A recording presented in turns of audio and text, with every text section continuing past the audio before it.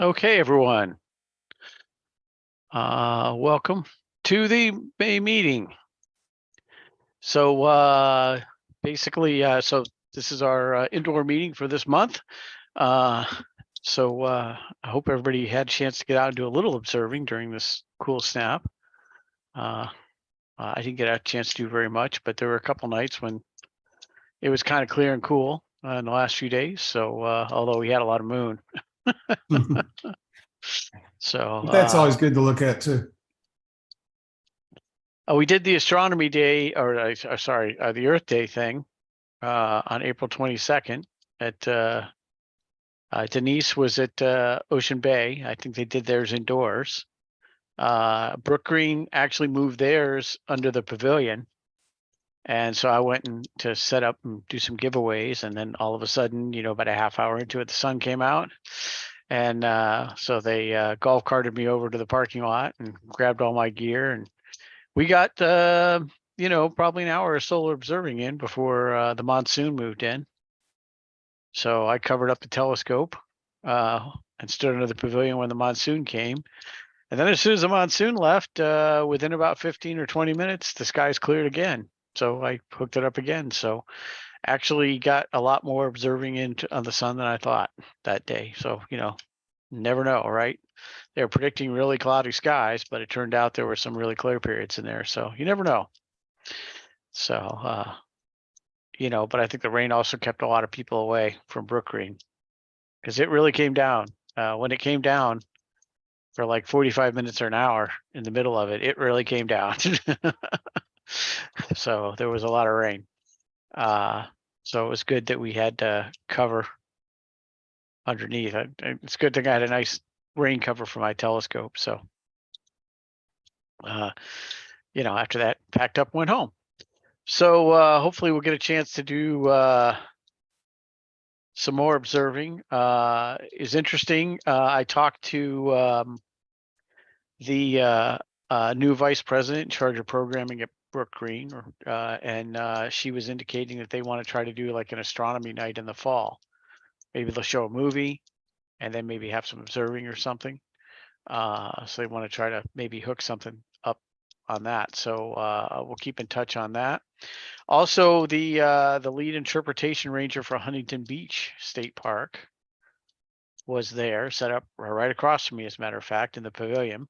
And they're interested in maybe getting an observing session or two going there. So we did have some good conversations there. I'll let everybody know what they're thinking. So I'm not sure what time they're thinking about doing the observing sessions at Huntington, but they do a lot of programs out there for a lot of different people. So those are two possibilities. I have not, I need to touch base with Myrtle Beach State Park. That's on my list. I have not heard back from them. I'll have to touch base with them and see what the possibility for doing a public observing out there is. So I also think that probably will target something for the eclipse, the annular eclipse in October, probably at Coastal. That's on a Saturday. And of course here it'll be a partial. And even if you go in the zone of totality, it's an annular eclipse. It's not a total eclipse. So I think it's like October 24th or something. So more details as we set up, but I think maybe some people want to get in on doing that. We'll see if we can get the public there. We do have a bunch of, Coastal does have a bunch of H alpha scopes on order. So we may need some people that want to volunteer to run those for the public. So, hopefully we'll have a fleet of those so that we can, because I think they make a little more interesting view of the eclipse when you have H alpha. So, but we'll see how that goes. So that's just some of the stuff. Of course, we do have our observing session coming up on the 20th of May at Hampton. Hopefully we'll have good weather. We haven't had a very good run of it so far, but we'll give it a whirl here. And hopefully we'll get some good conditions and we can get out and see the end of galaxy season and a little bit of the summer stuff. I'm hoping. Speaking of Hampton, they wanted to try to see if they could schedule a work day on Saturday, 5/13. So Hampton has been working a little bit, and they were going to try to get out there with the tractors and grind a bunch of stumps. They did do a control burn out in that observing area, and they're going to try to get out there and get the tractors out. And of course, control burn took care of a lot of the underbrush, so it's no longer like walking in the jungle. And then they'll try to grind the stumps. And then the work day will mainly be like just picking up some of the limbs that are down there and stuff and throwing them in the dumpster. So I'll let everybody know how that shapes up. One thing is they want to make sure they have all their tractors and everything repaired and working by then. So if they don't, they may end up pushing that work day a little bit. So Did you say 5:15 like on a Monday? no, 5/13 on a 5:13, okay. On a Saturday. Thank you. Again, this isn't meant to be like a killer hardcore. This isn't like grab an axe and swing it for like 6 hours kind of thing, right? So it's not a killer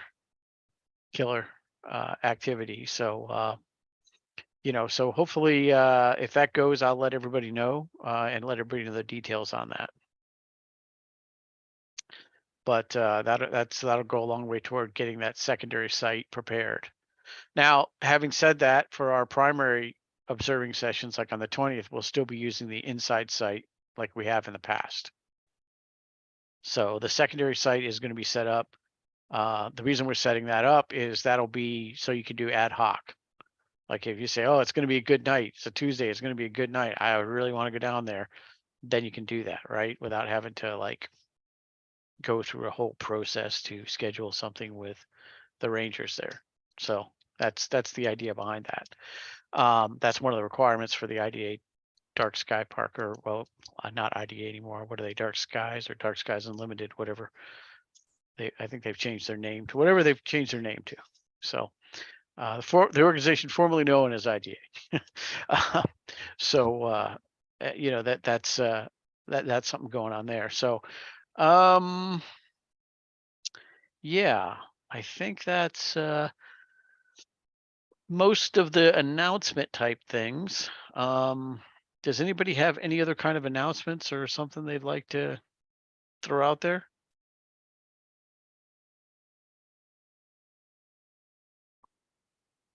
Okay. Well, I'm sorry. I just thank Tim for the newsletter. He pretty much put that together on his own this time, which is great. So we have other people stepping up and doing things. So I'd like to continue, that effort to, keep people, involved. So yeah, thanks for reminding me, Tim. I didn't mean to ignore that. I think you did a great job, doing that newsletter. So thank you very much for putting that together. No problem. We're just looking for new articles. You got to remember there's people that don't know too much about astronomy. So pretty simple articles or, mid-level or high tech, whatever people can write and send in. Maybe put out an email about that as well. Okay. Because, I think a lot of people think they have to write an article that's really high tech. Whereas, maybe just some simple techniques would be, a good idea, right? So. Yeah. But yeah, no, I thanks for mentioning that, Gerald. Sorry, I forgot about that. That is that I know Gerald's put a lot of work into it. Tim's put a lot of work into that, and it's great. So I need to put the new one up on the website, which I will put a list of myself to do.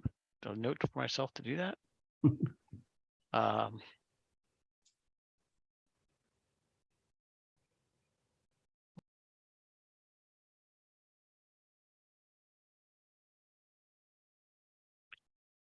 I will get that done here in the next couple of days, so that latest issue is up on the website. I know it went out via email, but so let's just make sure that everybody can get to it on the website as well. All right. Well, I guess Gerald, I guess you mailed memberships cards to people. I did. Yeah. Okay. So everybody should be seeing those in the mail. For those of you that are here and those of you that are watching time delayed, you should see those. So I feel official now. I'm glad. Yes, you are official. You can no longer escape, Tim. Yeah. One of us.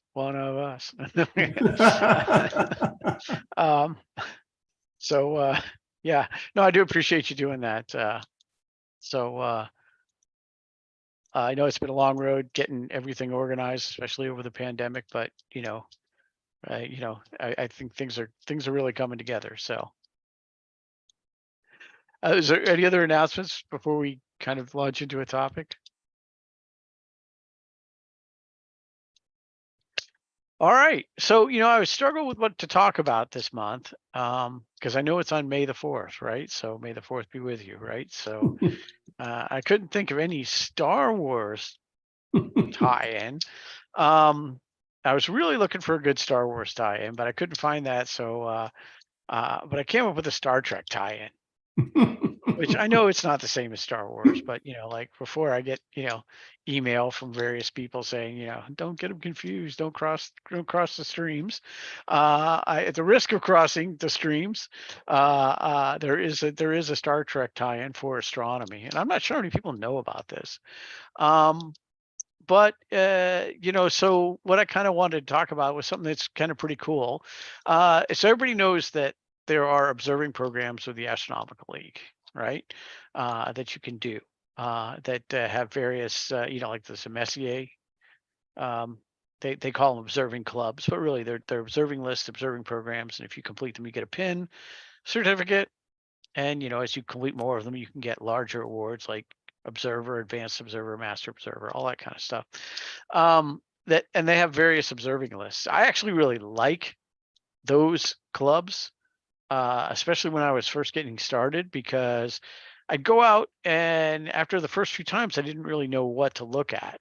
And having those lists really helped me in terms of, it gave me a goal, right? Like, okay, the Messier objects, so I'm hunting Messier objects. And I did that. Then, I did some various other clubs, including some of the ones you can do from home, like the Planetary Club or the Lunar Club, right? Which is nice when you feel like, hey, I want to get out, it's clear, but there's a moon and I don't want to go anywhere far away. You go to your driveway, you can check off a few things on the list. So I highly recommend people do that, even if you kind of just do it in your part-time or spare time, because you do learn things. They are set up for you to learn things, but also, again, it gives you some things to do on the spur of the moment, right? I would print out the observing list and I just have them with my telescope. So that if all of a sudden I got a random clear night, or we had an observing session, I didn't do any planning, I could just pull out those observing lists and say, okay, I ordered them by Right Ascension and just said, okay, then, like I know what's up tonight. So I'll just start looking for some of these things and checking them off the list, right? So I do recommend doing that. Where this ties into, there was a young lady, and I think she was 11 or 12 when she did this. That's Clara Scatolin. She's now, I think, an instructor at a university in Montreal, I think. She basically decided to create one of these observing lists, again, not for Star Wars, but for Star Trek. So she made essentially Star Trek observing list. And if I can share my screen.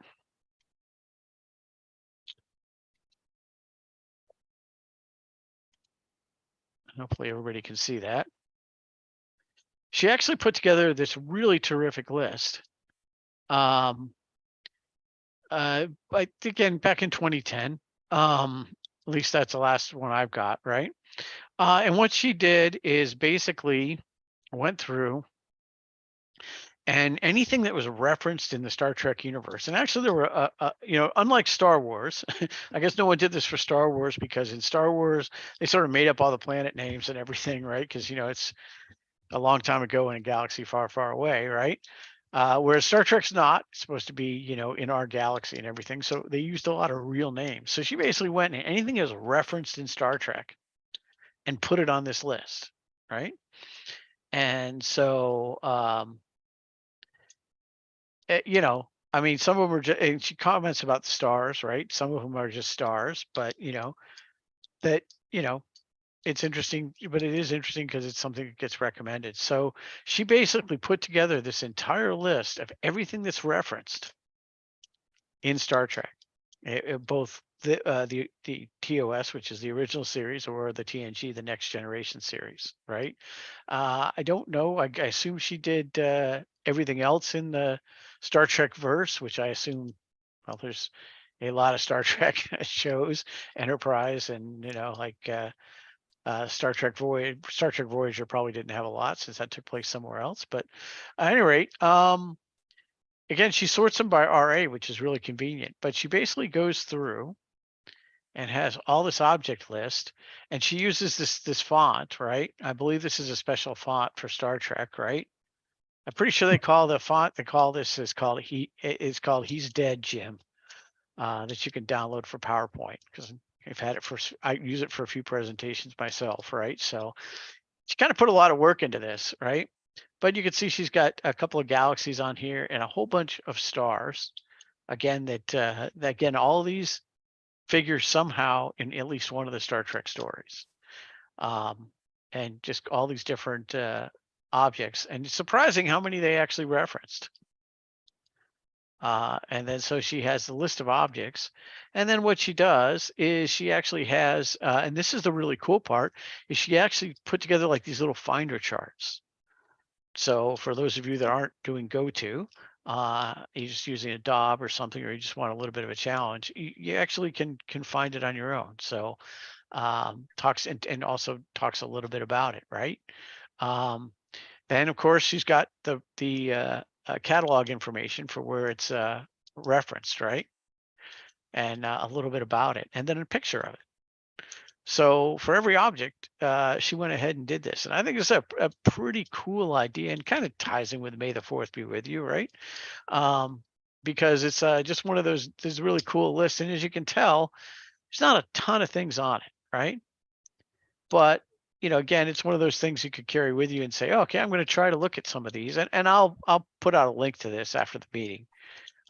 So you know, this exists in a couple of different places, right? And so, but it just gives you a list of some things to look at. And the neat thing about it too is because it has a lot of these fairly bright stars on it.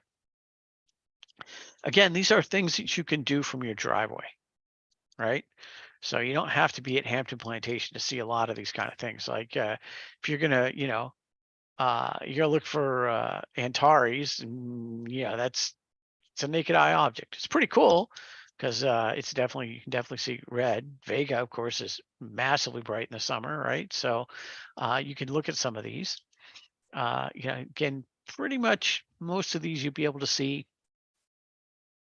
Well, depending on where you live, maybe some of them you may have a little trouble if you're in downtown Myrtle Beach, but if you're more out in the burbs, you might have a shot at seeing most of these, right? So you've got like M31, then you've got the Pinwheel Galaxy, M33, and then you've got like Tau Ceti. And again, she mentioned it's both in Next Generation and Voyager. And again, they a lot of these in Star Trek, they imagined they had planets. So I guess no one has gone through and figured out whether any of these really have planets yet or matched all that up. That'd be kind of a cool exercise. But the whole thing, it gives you all these finder charts, and just it's this really terrific list. And you know, something you could print out. Personally, when I take out things like this in the humid or liquid conditions we usually have when we observe, we get a lot of humidity. I tend to buy those things you get at Staples or Office Max, where the plastic inserts where you put the sheets of paper in, and then put them in a notebook, and that tends to keep them dry, right? And then I used to like carry my little notebook with me when I went observing. I know even if you are somebody who uses a computer all the time when you observe, you know, it's always or your phone, or your go-to telescope, I still highly recommend carrying something like this on paper, because the one thing about that, the reason I always carry my little planisphere, my dial-up planisphere, no matter what, is that in the event you have like computer problems or phone problems or something, or your battery runs out, the thing is the planisphere and that notebook, they never run out of power. So if you haul all the way down to Hampton, which for many of us I know is a long drive, and then something doesn't work, like your computer, and you're like, what do I do now? You can always pull out your notebook and your planisphere and say, okay, well, I can orient myself, and I can actually, find a few things and do a few things. So it's something I recommend. It's always nice to have that backup plan. So you got. So I thought I would just share this because a lot of people don't seem to know about it. But it's definitely, I think it's definitely an interesting list. I know some other astronomy clubs, like the Raleigh Astronomy Club, has it on their website now with permission from the author. So it's they definitely want to try to get it out there. So I just thought I'd point that out. We'll send out links to this for everybody. But I just thought it's kind of a cool idea. I actually looked for more things she had done as well on that same note. And I see at the Royal Astronomical Society of Canada, which I have no affiliation with, so I'm not trying to promote it, although it's a fine organization.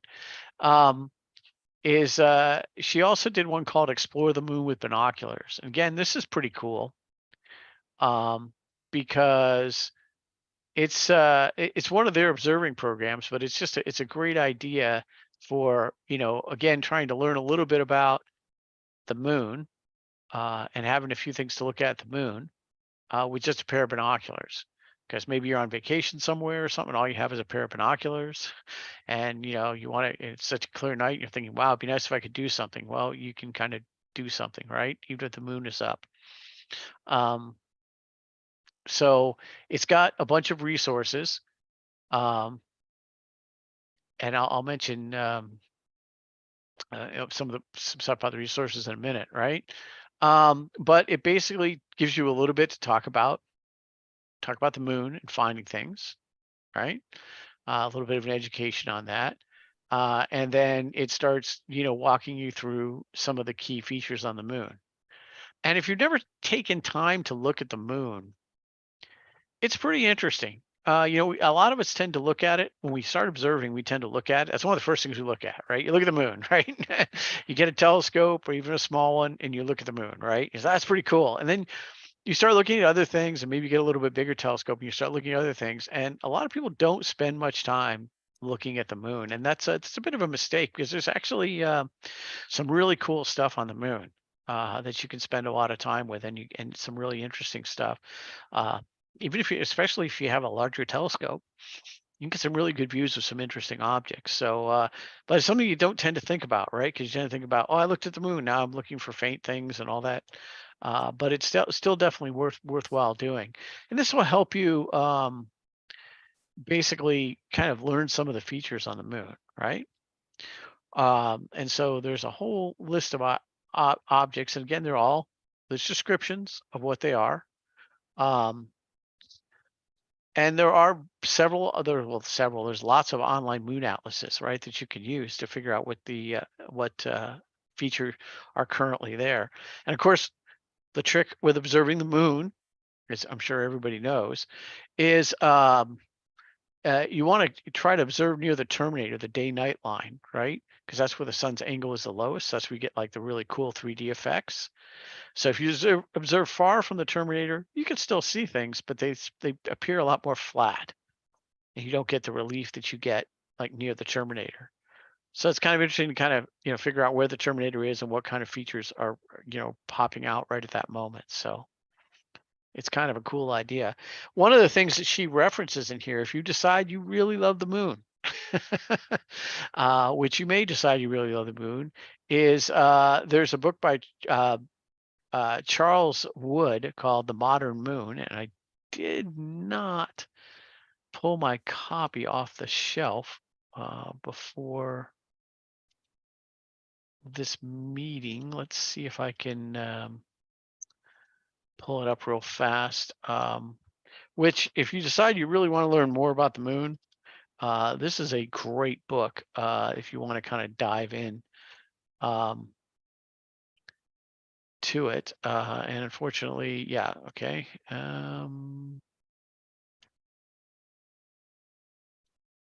It's called The Modern Moon. Oh, it looks like you can't, 95, it looks like it's no longer, it might not be available. I'll have to see if it's available somewhere. Oh, it's Sky Publishing. So I suspect it will be made available again. We can see if we can find that on Sky Publishing. Because now that they're part of AAS, I'll have to double check. I'll put out a link. And it's actually pretty cool to look at that. To learn more, if you want to learn more about the moon. And the thing about it is there is a he published a associated observing list for people with telescopes called the Lunar 100. And I should have pulled that up, but I'm pulling that up now. So yeah, a real presenter would have prepared before, but published Lunar 100, and I have a list of this that I can give to people because I did get permission from him to reuse the list for the astronomy club I was in before, right? But basically, it starts out. It's pretty cool. If you want to actually start going through, excuse me, I gotta close the other window because it's coming in time delayed and confuses my brain. So it starts out with objects that are pretty easy, like observing the entire moon. That one's pretty easy. Most everybody can get that, you know, even if you're starting the hobby. And things like Earthshine. And then, but it goes down and moves to, you know, like smaller features and tougher features all the way down to Lunar 100. Sorry, did somebody have a question? No. And it's got some cool ones like there's the Orientali Basin, which you can only see at certain times, depending on whether the moon is twisted toward, you know, how much libration, what the libration degree is on the moon, right? So when the moon kind of twists this way a little bit, I know it's probably reversing me on camera, but anyway, so when the left side kind of is a little more pointed at us, you can actually just make it out on the edge, right? So you have to catch that at certain times of the year. So it's kind of just interesting as another observing list. Yes. I Googled it and it brought it up. I don't know if y'all can see it on my phone or not, but it brought it up on Google.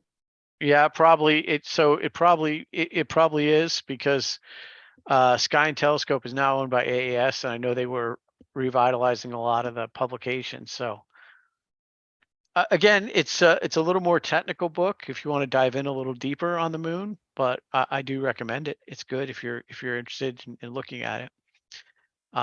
If not, you can just do the Lunar 100, of course, right? And they have there's various charts, lunar charts, and there's a number of online lunar atlases and lunar mapping tools that you can do to figure out, you know, what, instead of buying a set of charts, right? I mean, Sky and Tel, I think, used to sell 4 huge charts, broke the moon into 4 quadrants, and they're huge charts. If you really get into the moon, that's you can get one of those. But a lot of people use the online stuff, and it works pretty well. So those are just yeah. So it got me thinking about all these kind of things. You know, because you know, we don't always have times when we go to a dark sky, or sometimes, you know, you're like, conditions may not be that great. I want to go out in my driveway. Because I think I did mention, and let's say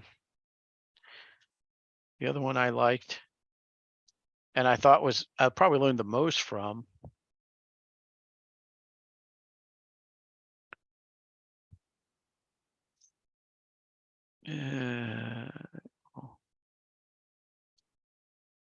So they call it the solar system observing. I think they've changed that, right?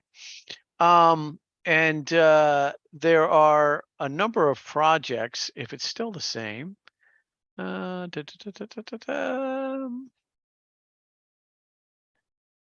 see.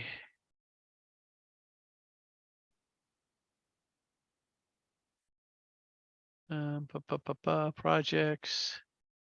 So they basically have all these different projects. And I think the trick is you can pick a number of these, right? That you want to do. But there are things like, various ones about the moon, like including a lunar eclipse. But those are what they are. But then the ones for the other inner and outer solar system are really interesting. Like trying to see Mercury, right? Turns out it's not that hard to see Mercury with the naked eye in certain times of the year. It's bright pink and it's a lot easier than you might think if you have a decent western horizon, right? I was very surprised. I think you have to see it both in the morning and in the evening. And it appears pink. It's a lot brighter than you might think it is, even observing from a city. And it's not that hard to see with the naked eye. And there's things like Venus.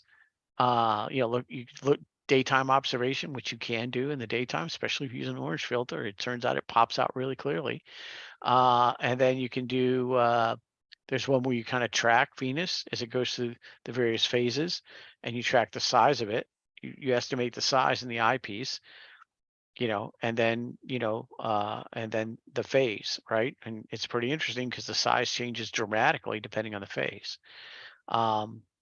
So these are just some, and then there's various things you can do on Mars, observe it in retrograde motion, and then various things you can do. There's a comet one for the outer solar system. There's a whole bunch of projects here, like the Great Red Spot, or mapping out on several days the Galilean satellites. I think they have you do it. They used to have you do it with like a pair of binoculars.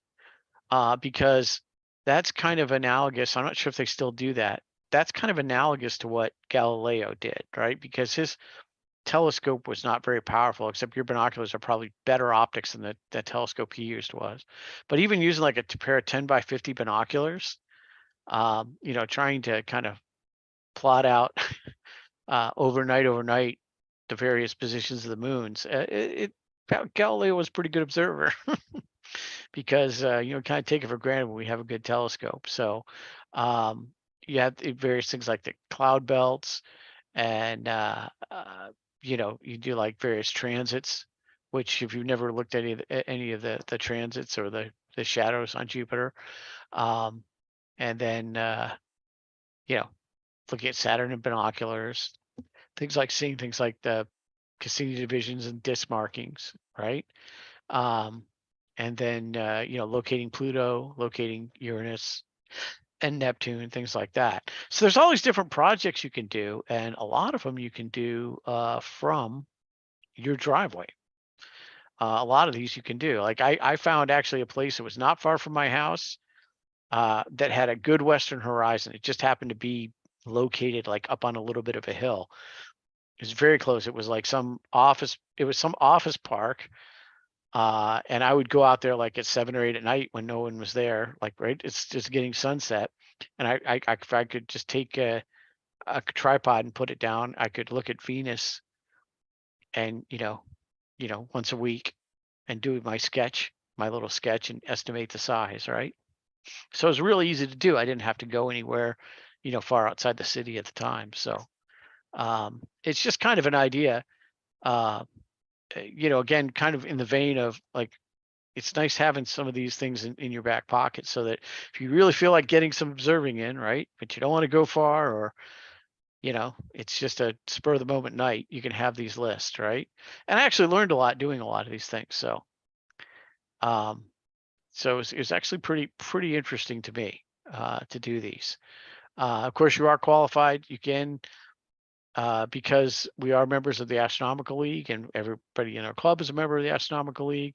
Anybody who's a member can, if you do the projects and fill out the form, you can send it off to Gerald he'll authorize it, and then it goes to the Astronomical League, and they'll send you a pin and a certificate, and publish you in the Reflector magazine as having, getting one of their observing awards, and tell what number of person you are that got the award, right?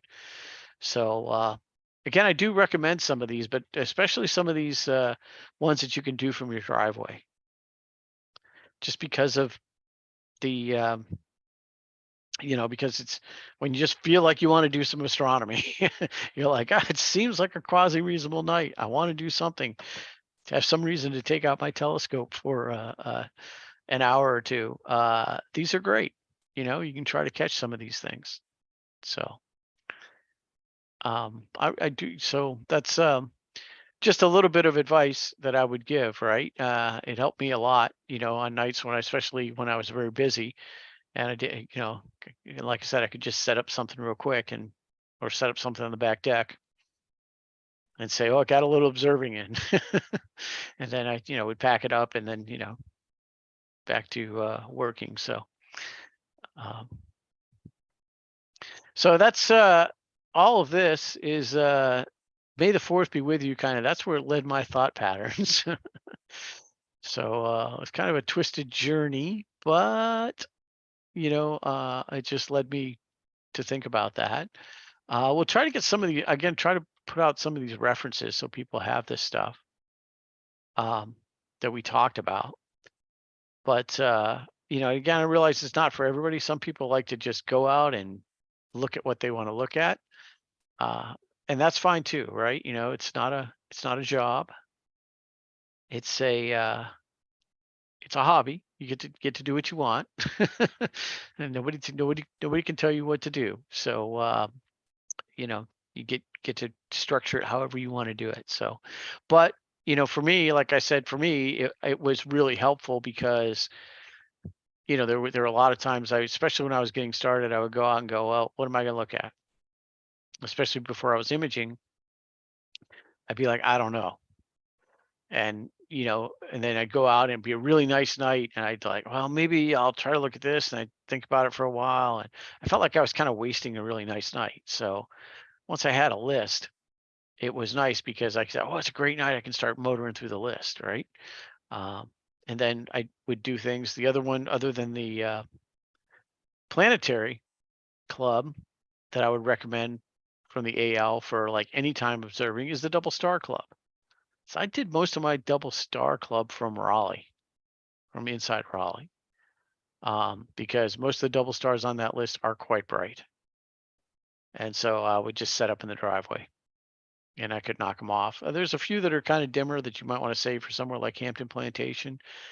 By and large, there are things like, there are things like, they may have Sirius on the list, but they have like Castor and Pollux on the list.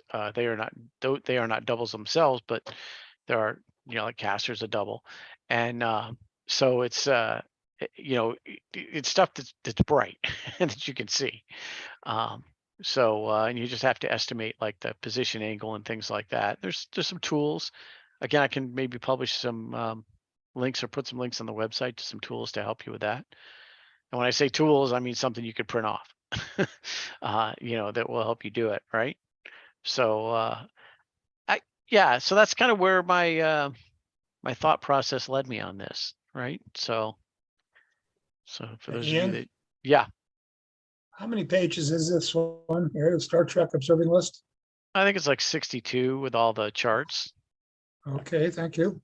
The actual list itself only stretches over 2 pages, but again, the observing charts are really useful if you're got like a Dob and you're star hopping.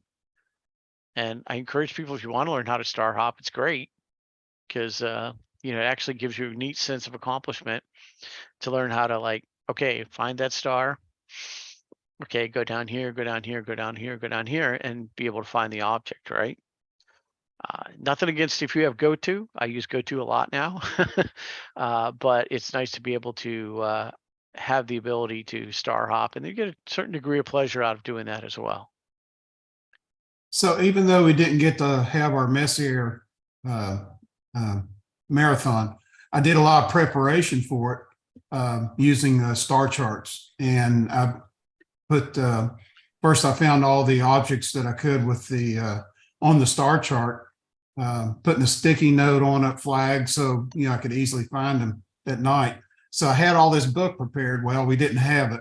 So then I've been going out in my driveway and I've been taking those charts and just seeing how many things I can find off that chart, out, in my driveway, which, we got pretty bad light pollution here in Myrtle Beach. But I was amazed at the number I could find. So, especially with Orion up high, and, there were several around it. And, found a couple around the Big Dipper. So all those are, usually visible from my driveway. Yeah, there's a whole bunch of things that you can see. And that's actually great for, on the fly observing. So again, having that list is nice. And I'm glad you mentioned putting those little things in there. I used to get the, has anybody, I don't know what you call them, but anybody seen like, like the neon fluorescent things you put on pages of paper that like stick out so you can find things in like a book or something? Oh, What yeah. what I used to do is I used to get those and then I'd cut them so it was only the sticky part, and then I'd cut that at an angle, so I made like little arrows, and I would put them on the star charts for the objects that I needed to look at, right? Like if you want to do all the Messiers, you can do all the Messiers, right? And that way, Yeah. when you're out under something like that, you can say, it's really easy because especially as it gets later, at least for me, I get a little fuzzier because I'm getting tired. You just Yeah. look at it and say, okay, well, there's a sticker right here. Oh, that's a good one, right? And a little bit of planning like that goes a long way. And I think you can also do that. There's a number of computer programs that let you build up an observing plan as well. And it really helps, especially when it gets to be like 1 or 2 o'clock in the morning and it's a really good night, you want to keep observing, but it's like getting a little fuzzy, at least for me. So I'm So glad you yeah, I will mentioned that. carry these. I got this from Sky and Telescope, the Pocket Atlas, and it's been really good. It's the paper is got a coating on it, so it can take the dampness, and so I'm keeping that out. Plus my sky wheel or my planisphere. So those two things and my Dobsonian have been keeping me busy. Yeah. And there's again, there are also a lot of programs now that you can do to build up observing plans. But I do recommend it's nice to have a paper backup sometimes Yeah. in case your laptop has issues, right? I've had that happen before. So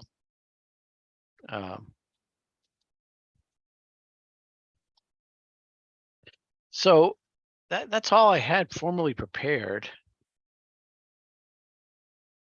Although not so formally prepared, but so that's what I kind of wanted to just kind of cover and talk about tonight. Just kind of as a reminder of, like it is cool to actually look at some stuff from your driveway. So and remind you to look at the moon periodically because it really is pretty cool. And once in a while I'll go back to looking at it and go, oh, this is pretty neat.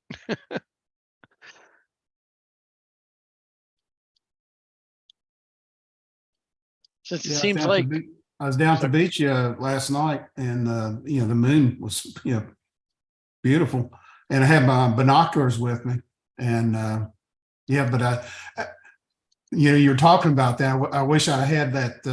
What you just displayed, with me. That would have been pretty cool.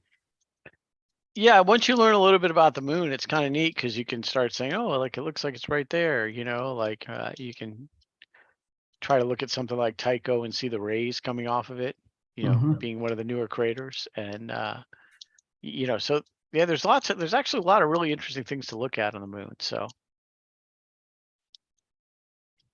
I would recommend it. Question. Didn't I just read somewhere that the moon got struck about a month or two ago? Well, the moon gets struck quite a bit. Yes. I don't know. about that, but it does get struck quite a bit. It's supposed to be a pretty big one, looking up, should have been on the left side. Actually, I don't know.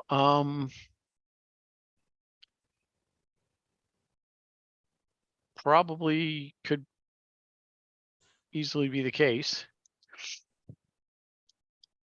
I forget during one of the eclipses, there was actually somebody, not the last eclipse, I think it was the eclipse before, the one before that.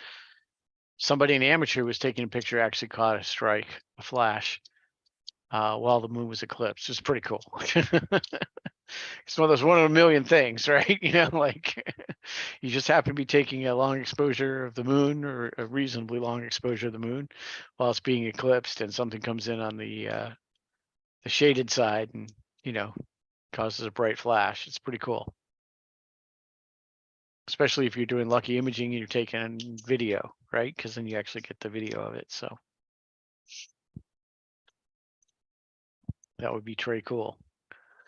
But yeah, so definitely that'd be my list. The for easier to do things.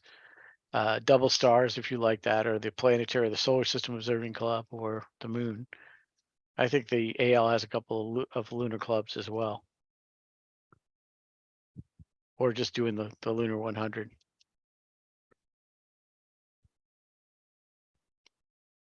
So they're tremendous amount of fun. I was surprised how much fun they were. Then you get your little pin collection going, so you can have all the different pins.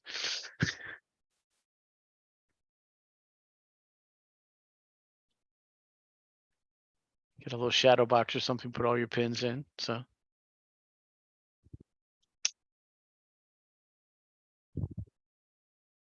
So any members online work on oh, there you go, Rod. So are any of our members working on a program right now with AL? I've been meaning to. Yeah, I've got a couple underway, but I haven't really made much progress. So I've been doing the sketching for the constellations, and yeah, there's a lot you can do from your driveway, but I really need the dark skies from Hampton to to make headway. on that one, I would probably recommend Hampton. Yeah. But it's also kind of nice if you try any imaging, because if you're going to try imaging, it's you'll spend a lot of time waiting for imaging to take. So it's actually a really good time to do the, looking up at the sky and sketching out the constellations.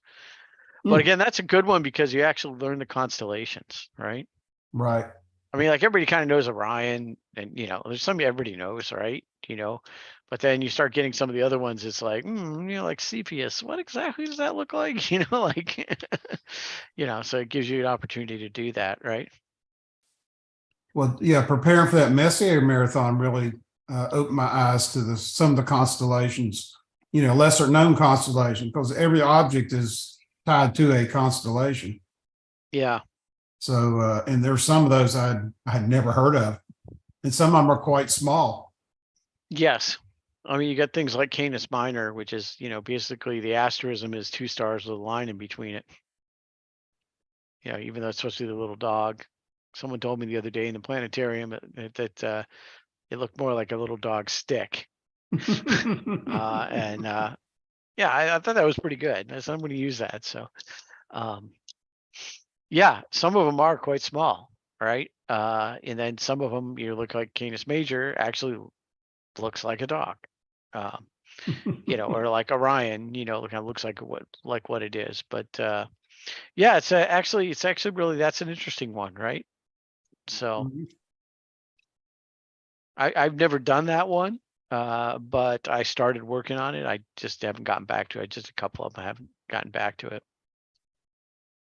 But next time I set up for imaging, I'll probably start doing that out at Hampton, so I can just, have something to do while the camera's running. So, Rod, how many pins did you show?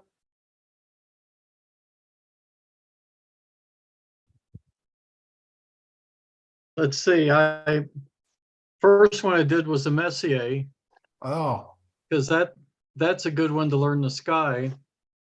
I And I see star hopped it, and I star hopped the Herschel 400. ah, Herschel 400. That only took me about 10 years to do. Yeah, I did it a little over 3. Then I did That's the the Lunar Club. lunar and the double star, There's double star. binocular Messier, H alpha with the solar telescope, oh, and wow. then a special one about the transit of Venus that they had. That was a short term one they had. So binocular Messier is also fun. Mhm. You know, especially when you have a site like Hampton. Because you can, you know, that's not something you want to probably do from your driveway, but somewhere like Hampton, binocular Messier is a lot more doable. And you'd be surprised how well you can see some of those objects in binoculars under in a dark sky site. Yeah.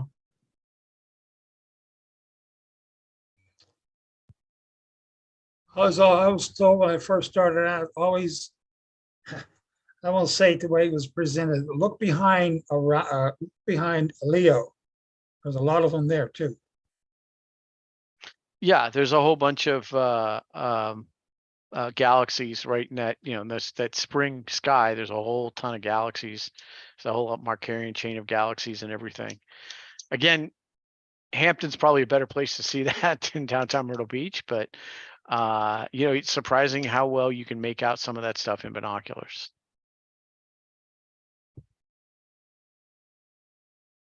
Some of the Messiers are dead easy in binoculars, but some others, you know, again, having a dark sky sight is definitely makes it a lot less stressful.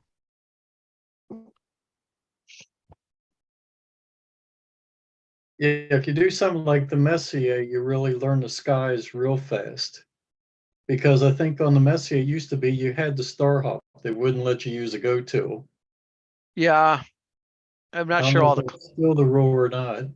all the clubs don't enforce that. You know, some people feel, well, I mean, some people feel that if you're going to take the time to see the Messiers, that's fine. I think a lot of the clubs now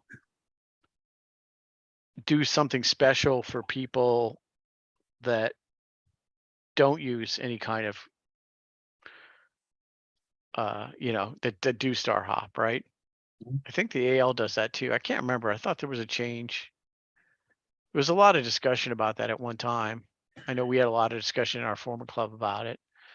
If somebody's willing to do it, look at all the Messiers, even with go-to. You know, I mean, that's an accomplishment, right? It's not the same as star hopping. Star hopping's better. Yeah. But I With thought they star went to, hopping, you see all those little things in between. yeah. So I want to say there's do they still did they fix that with like the Messier? I can't remember. I thought they did that. They have like the honorary, I think. I don't know. Yeah, they had 2. They had, I think if you did like 85, and then you got the master if you got all of them.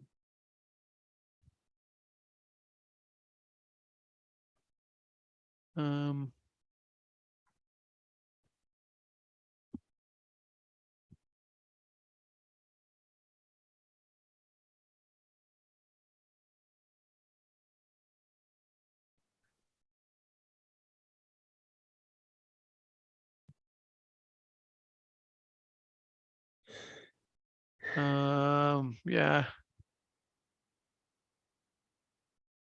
I think they still have a no go to rule.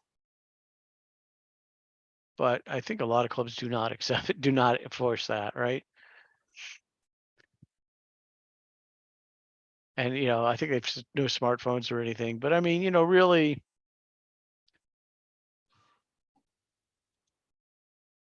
if someone looks at all the Messier objects, I still think, you know, and learns a little bit about it, I still think it's worth it. Now, definitely, if you do star hop to it, the value of the program is much higher, right? Because you will absolutely learn the sky and see a lot of interesting things. But you know, I don't know about Herschel 400. I thought they had a device assisted category for that one. I think. I I can't don't remember. know. When I did it, I had a I used my homemade equatorial mount telescope, and I didn't have a motor drive, so I had to star hop it. And one of the things about that star hop was sometimes you had to use the Messier galaxy in Virgo to find as your starting point the star hop to some of the Herschel galaxies.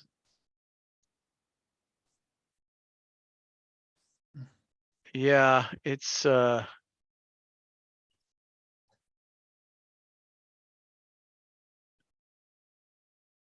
not sure.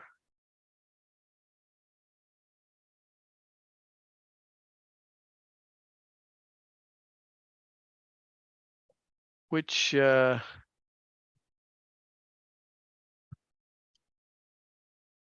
can't remember. That's a good question. I can't remember how that works, right? I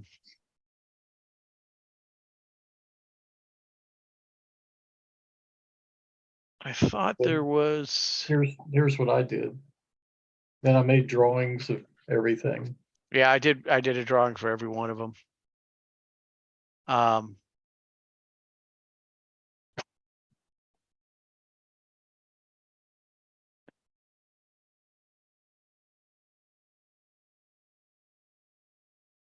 Yeah, I can't remember. I thought they used to, at least I think, have two categories, but I can't remember if they still do that or not. Oh, no.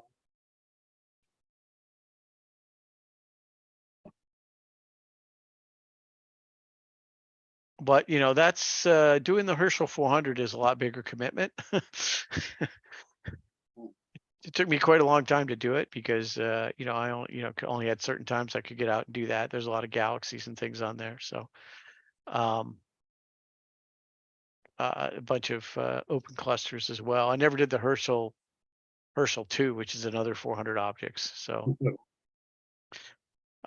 but you know, it gets there's some fainter galaxies on the Herschel 400. It is definitely a next level program. So, and you really need a little bit larger scope to do that.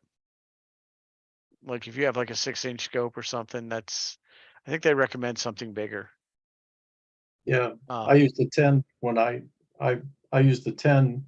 I don't think I could do it with my 6. No, I think they recommend 10 or greater, I think, to do the Herschel 400. So yeah, that's one that dark skies like Hampton Plantation make a big difference, right? The other ones we talked about are pretty easy.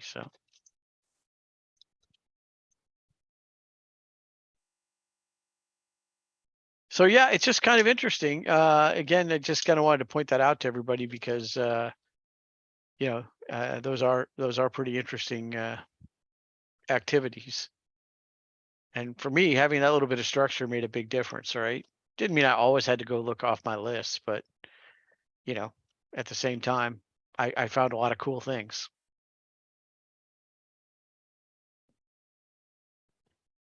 And there's a whole ton of other clubs. They have so many clubs now. So if you like carbon stars, you can look at that. If you like, I don't know, pick something.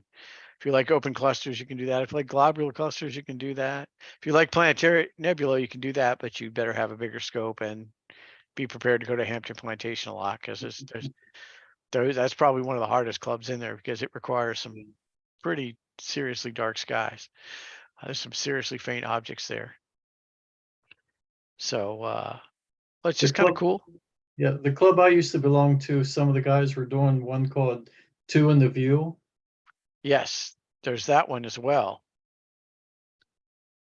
That's a newer club. I'm glad you brought that up, Rod. That's where you have two cool things in the eyepiece, right? Mhm. So yeah, there's 2 in a View. That's a newer club. That's pretty cool. There are so many different ones they have now, so you can kind of look on the the Astronomical League site. You don't need a login or anything. They have all kinds of lists of objects for most clubs. Some clubs they want you to buy the book. I don't know if they still do that for all the clubs or not, but a lot of them have like Excel sheets you can download that observing lists and things. So a number of them have, I think, you know, just free online lists. So, but it's definitely worth looking at.